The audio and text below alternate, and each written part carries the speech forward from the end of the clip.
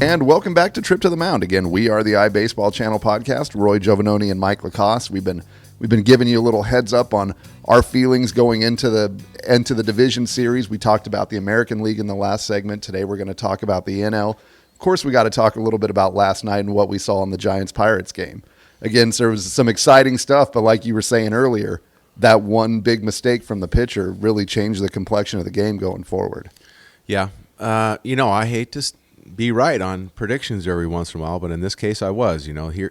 Here's a guy that's got the mechanical problem that's been with him his entire career. He's got really good stuff, but he doesn't have command of it, and so it's always been a problem with him. And you're talking about Volquez. Yes, I am. Pittsburgh. Sorry about that. Edison Volquez. And he just I felt like the combination, again, of the lethal combination of his mechanics, which they'd worked on. Obviously, they'd worked on it. Yeah. You can see much more calmed down. But he's got to you Giants fans, he's got the Timmy tilt going, and he's a little bit herky-jerky. He's pre-opened, and that can lead to problems as far as getting the ball up. And, you got to, with the adrenaline going, you saw the Giants hit some balls squarely first time through the lineup, and but then they were right at some people, and then sure enough, you start falling behind. The pitches he made to Sandoval, here's Sandoval that really showed some clutch professionalism, in my opinion. He was a big key to the whole thing last night. Yes, because he went down, and I saw this the other night. I saw it firsthand. I was right in the front row, the other night at AT&T Park, right at the on-deck circle, and at an angle where I actually saw him hit a low line drive to the shortstop, and the ball was just, a rocket. That almost took the glove off. The shortstop, and he hits the ball really hard, and he hit those balls squarely last night. They were down, those base hits, not trying to do too much. Yeah. Everybody remembers him hitting the home runs, but I'm telling you, last night, those base hits that he got were crucial.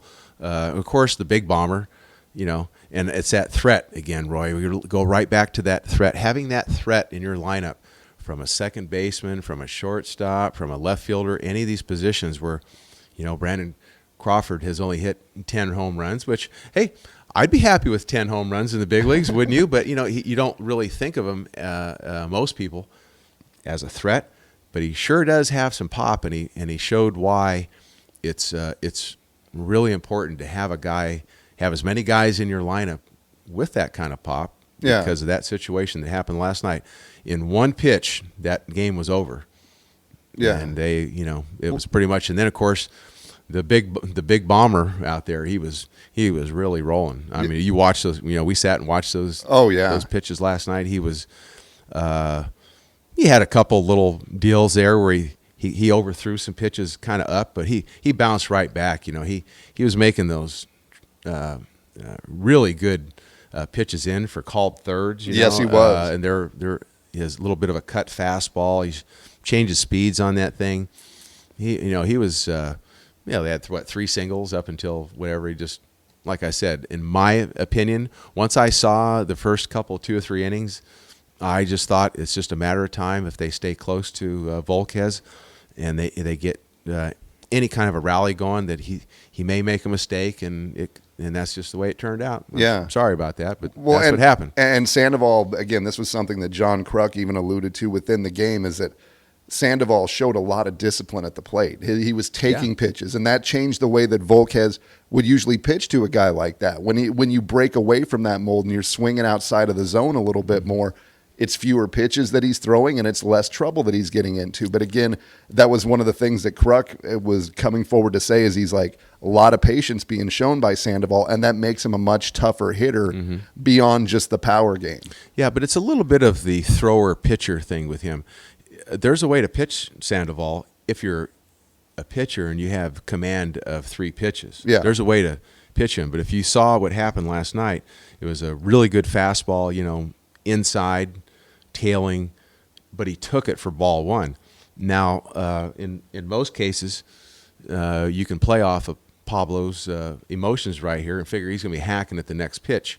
So you want to try to get something in the strike zone and then out of the strike zone, but out over the plate, which he gets a good look at, like a backdoor breaking ball or a split, something like that.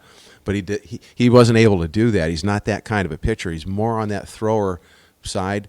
And the thing is, Roy, when you get to the playoffs, you have to be a pitcher. You can't be any kind of a thrower, because if you just throw out there, those guys will tear into you, because people are, the hitters are amped up. They want to be a hero. They want to be, it's the thing they're looking for, the spotlight in the playoff situation, to come up in these situations, 2-0 count, whack, hanging breaking ball. You saw where that curveball was. And I watched it very closely this morning, and that curveball at contact was hit about that far below the belt. Not a good place to throw a curveball. So. Yeah. And so you have to be a pitcher. You cannot be a thrower in the playoffs, period. Good stuff. Guys got good stuff, but and that can get you by over the course of the season, because you can go out there and you can kind of pick on the weaker teams and get through some stuff. And over the course of the season, things happen. You get lucky and get a double play and, all kinds of stuff. The guy threw up some impressive numbers the last, 10 starts. Yeah. Right? But it did not matter last night, because he fell right back into the one thing that has kind of, everybody's got something that they work on in a career, whether you're a player or a pitcher. And the one thing that's kind of kept him from being a very successful pitcher is his mechanics. Yeah. And those mechanics and the little shot of adrenaline sent him right over the edge. And, there's no couch to put you on out there and have a little talk with you. And so the bases are loaded, and off she goes. Well, and like we were talking about with Oakland earlier, in the case of Pittsburgh, there's, the elimination aside, there's still a lot for this club to be proud of. The way that they surged towards the playoffs at the end. They were a team that wasn't even in the discussion at one point leading into the latter part of the season. They still were able to bring it forward. But again, just the ball didn't quite roll their way, but. Yeah. I think Clint Hurdle made a mistake. I think he should have started Cole. And work that out so that they started Cole. He's their number one pick. Yeah. He's their Strasburg. You don't see once they babied Strasburg up to a point, they kind of turned it over to him and said, okay, you're our franchise guy. Mm-hmm. Go get him. Yeah. Right? They have to do the same thing, and they have been doing that to some degree with Cole. I think they should have given him the baseball last night. Yeah. Just to have him square off against Bumgarner. And if he gets, he's young. If he gets, the worst thing is if he gets lit up, right? Big deal. He'll learn from it. It's not going to send him, into a tailspin and lose all of his confidence. He's a young guy, right? He'll learn something from it. But it's just that feeling of knowing that your number one wasn't there. Yeah, that's not an excuse. I heard that excuse this morning on our competition, the MLB channel. Well, no, it's not an excuse. Yeah, from former coach or manager Porter. That's not an excuse. You can't have a fear of doing anything out there in a one-game playoff like that, and you can't have a fear of getting in your number one pick's head. He's already got a big load on his shoulders. He's a number one pick. They got him into the big leagues at a young age. He's had to learn how to pitch in the big leagues. That was in my opinion, that was a bad move by Clint Hurdle, who's a pretty good baseball guy. Yeah, and he wanted to show confidence in this guy, Edison. He's a real nice guy, real happy-go-lucky guy. I feel bad for him, but and I'm sure Clint was trying to, show confidence in him and reward him for what he'd done. He's a kind of a veteran guy. He'd been in the playoffs with the Rangers, I believe. Yeah, and so you showed confidence in him, but it's a gut feeling too. I just had that gut feeling that in this playoff situation, that was going to happen to him. Well, and let's take it. Let's look ahead a little bit to this Nationals-Giants matchup. Again, you're talking about your former teammate Matt Williams. This is his first managerial stint in the playoffs. Washington's a team that looked very strong down the stretch, right down to the no-hitter on the last day of the season. How do you feel about this series going forward? Well, hopefully Matty is. Hey, let's face it. Roy, just a couple years ago, we were down in the Arizona Fall League talking to him. He was managing an Arizona Fall League team, and now he's on the big dance floor in the big leagues.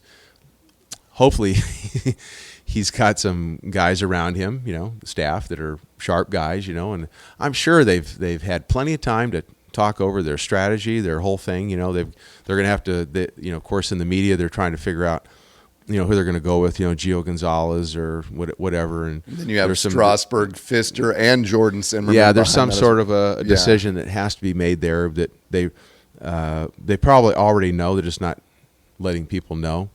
And but then again, the Giants, they're if you think being on the Nationals team as a player right now is they're confident, but in the back of their minds they're worried because they see the former champions now all of a sudden getting it together. It doesn't matter who's on the team. Yeah. They've been there and done that. They showed, again, you have to look at the pitching performance. If you can get that pitching performance, then they're going to be a formidable, opponent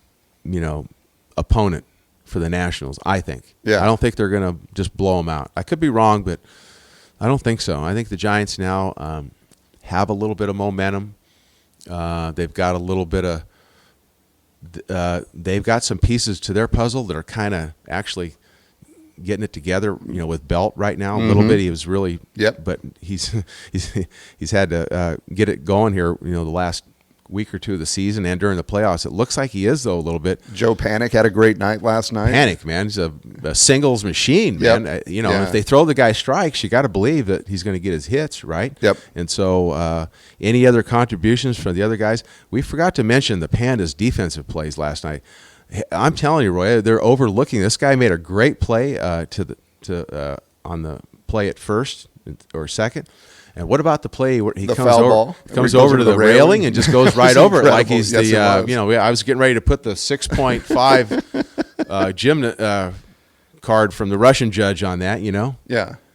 I mean, I just I think it's interesting though how he struggles early and then has the ability to kind of get it together. I wish he's a little bit frustrating, and he might be able to hit 400, if he'd get it going out of the chute. And of course, in hindsight, he does pick a great time of the season to warm it up on, especially on that big stage. Again, he's going to be a free agent, and yes, things he might be licking his chops here pretty soon, But we don't want to overlook that play. He's a key thing. Some of the guys have, if you look and see if they, Pence really hasn't contributed that much.